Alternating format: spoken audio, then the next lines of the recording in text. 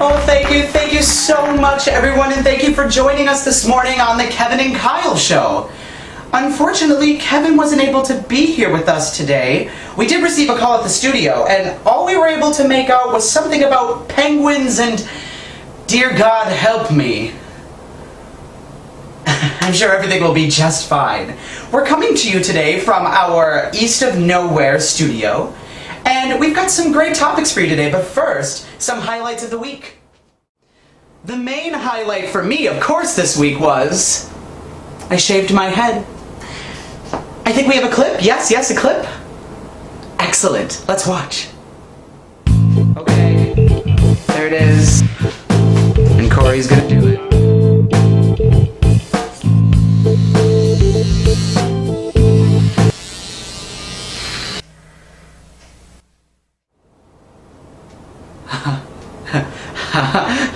What was that? How did that get in there? No, seriously, how did that get in there? How did that get in there?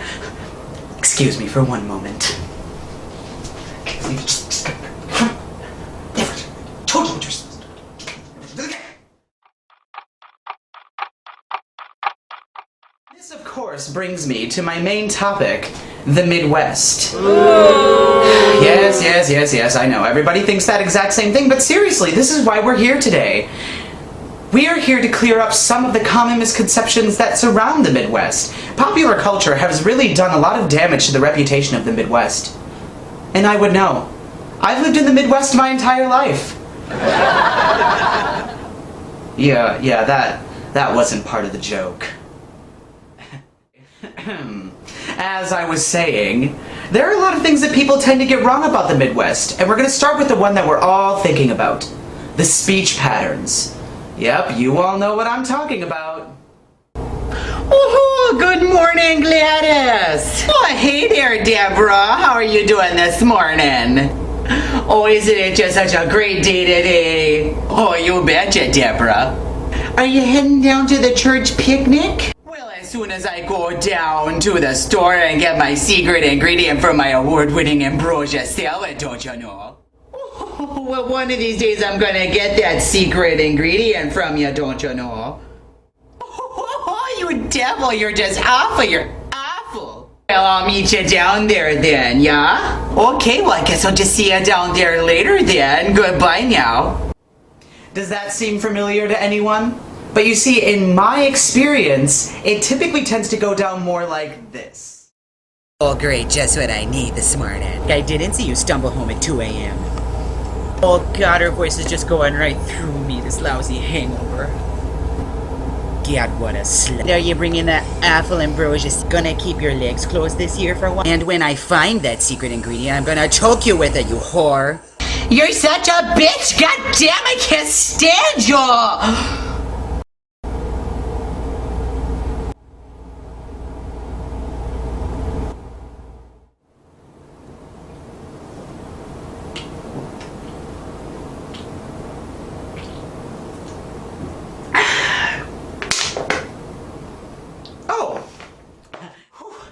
Yes, as I was saying, there are several other misconceived notions about the Midwest that we could explore.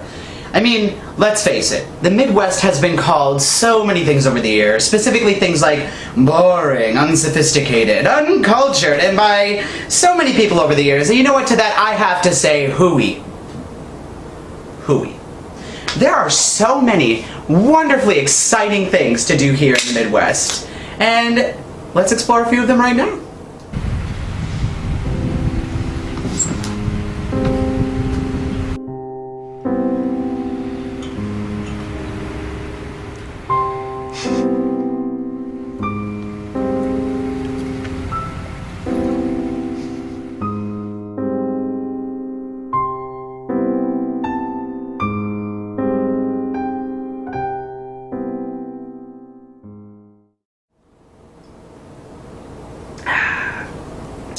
And the Midwest is not just a cultural wasteland.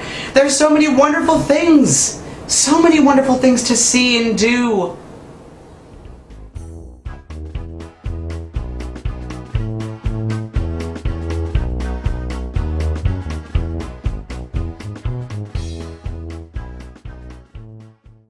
Now, The last stereotype I wanted to share with you is one that's especially true for Wisconsin, where I'm from. And I've noticed that it's one that people tend to really focus on. That everybody in Wisconsin, specifically Wisconsin, but not just Wisconsin, I'm looking at you, Minnesota and Michigan. It's the idea that we're all boozers. Now really, who doesn't enjoy a good spirit every now and then? I know I do.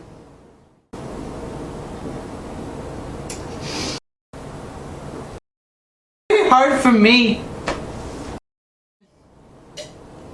It's amazing to me how everybody can just sit there and judge about everything that I'm doing, except that I'm not ever doing anything because I'm from the Midwest.